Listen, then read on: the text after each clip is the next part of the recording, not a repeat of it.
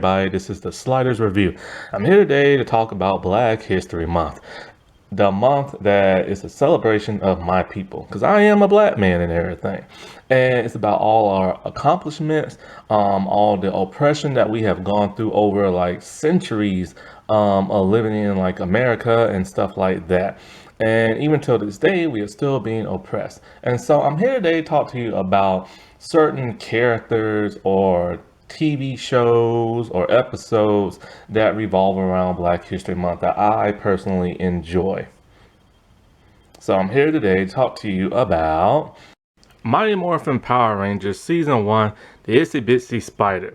I decided to show this video first for Black History Month because it is a Zach focused episode, and Zach is actually the very first black superhero I've ever seen in television. The second was like Storm from the X-Men, and then third was Aisha when she came in, and then of course Tanya, and so on and so on. And that really lets you know just like how little diversity went in superheroes back in the day, and even for the most part still to this day. Like when people think of black superheroes, they only think of like the mainstream ones like Black Panther, Storm, there's Static. Let's see, there's John Stewart. See, there's so few of them, like I can't even think of them and stuff. And so, like, yeah, it's like superhero comic books, they're so non-diverse. They're so predominantly white. And that is why, like, I am a huge supporter of when they race bend, like, a character and say, like, a live-action adaptation or something like that, because there isn't much diversity whatsoever, and people should be represented on all playing fields. And they should be able to see themselves dress up as a superhero and pretend to be that person, you know? Cyborg, he's another one and stuff. And so, like, they are creating more and more superheroes like Miles Morales and stuff, but they need to do a better job and make them more popular. I know there's a new black member in the Bat family. I have no idea who that person is because they're just not, their costumes aren't interesting, and it's just, you know.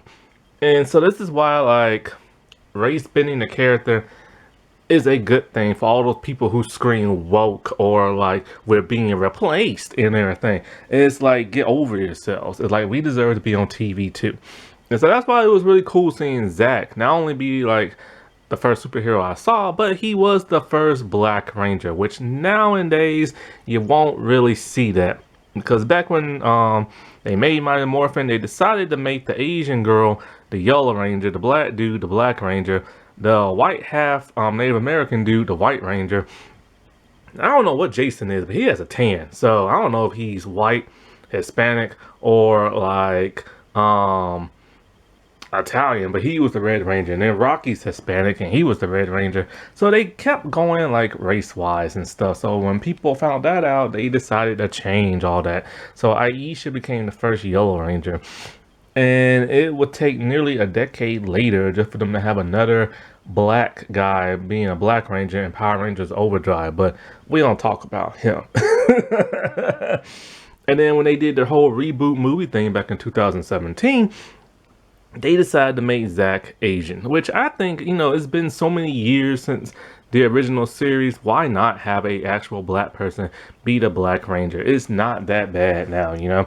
Like, they learned their lesson. So many years has passed, and it should be okay to do that now, I think, and stuff. As long as they're not just looking at predominantly they're just race and stuff. But you know, one cool thing about the Black Ranger and Mighty Morphin is that he was second in command, and Zach actually got to take command at one point when Tommy showed up as the evil Green Ranger and Jason was like undisposed and stuff.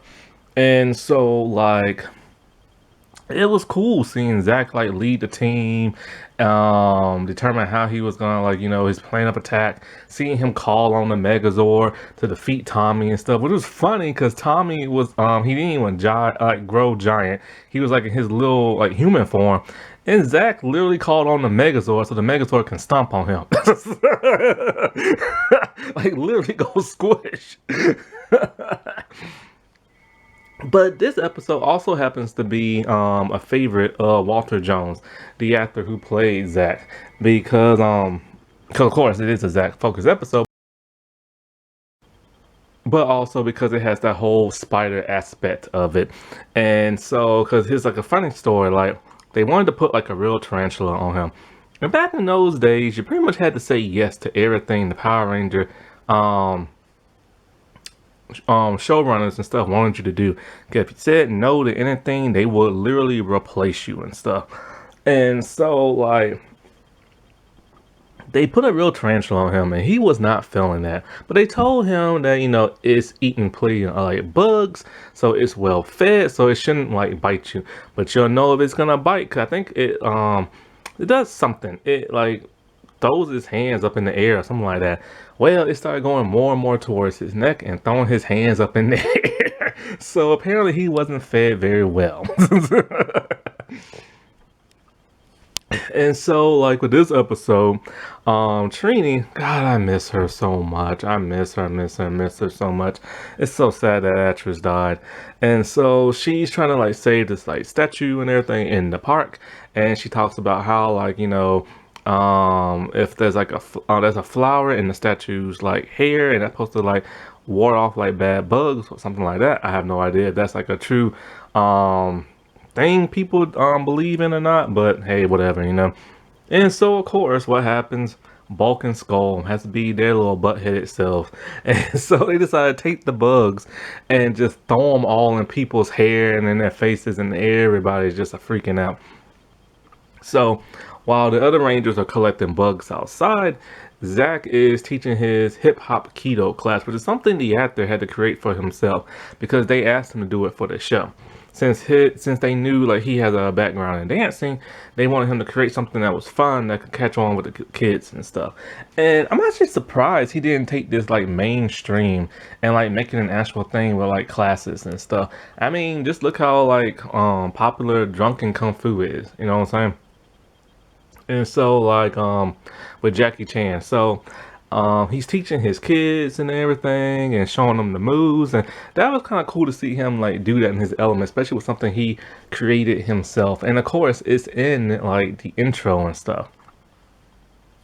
So Rita, she is like doing her normal evil thing. She wants to like send down like a monster that's inside the statue, or I think it's a fake statue with the spider monster in it and tons of other bugs. So there's like these little moths, and they sprinkle like sleeping powder on people and all that other stuff. So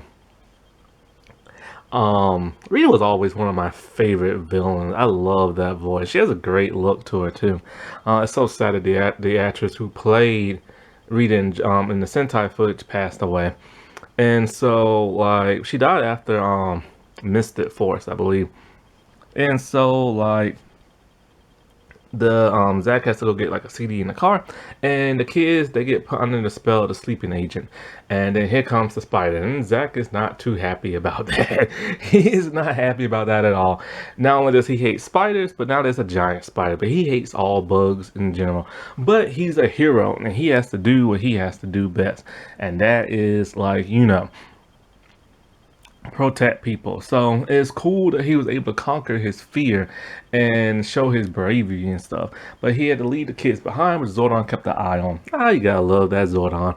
And so like he morphs, he fights the monster a little bit. So when the other rangers like show up, the spider dude, he like captures everybody in a web. But Zack is like the only one who's able like to bust free, and he blasts both Goldar and the spider thing. But then they grow like really huge. And then when they call them the Zords, I love the Zord interaction in this. It was more than just them turning into a Megazord and stuff. The individual ones got to do stuff too. But the giant Megazord is like no match when it's like caught up in the web. So like Jason like disconnects all the Zords, and then he tries to take it along with his Tyrannosaurus Rex. It is no match. Then you got Zack, he's trying to blast it cold, but that's still no match. And so they need the power of Tommy, the Green Ranger, the Ultimate Ranger, everybody's favorite. So he morphs into action, And so his Dragon Zord is like giving that spider like a good, you know what. So like, but then even he's no match for it. So they have to call on the Dragon Ultra Zord. I think that's what it's called. Mega Dragon Ultra Zord. Oh, Mega Dragon Ultra Zord. I think that's what it is. And what was cool is that Zach got to take front center in the cockpit, because only like, the Dragon Zord, his Zord, and Trini and Billy's are connected to make that Zord. So it was cool that he got to take like command and everything, which is very rare. So of course they defeat the monster. He goes back to see how the kids are, and they just start like dancing and fighting again. The thing about Zach I've always liked was that he was never really a stereotype. He was just this all around cool dude who had this like type of style, this type of vibe to him. If you wanted to get into stereotypes, the only stereotype thing he ever did was just randomly dance, like whenever he does anything. Which, come on now, as a black person, that's what we do. I do that all the time, especially in the store. But then again, when it's in the store, they have music. But it's like sometimes I don't know why. It's just always like random. I just like start dancing and stuff. I don't know why. But I do love how they did not make him into like a stereotype, and they did make him to like a positive like black person for young little kids to like look up to. And this dude has like a swarm of like fans, and it's been like what, like 20s, like 25, 30 something years since Power Rangers came out or something like that. And and people still look up to him like today and still think he is like the best Black Ranger of them all. But then again, Tommy became Black Ranger a decade later, so people started liking him.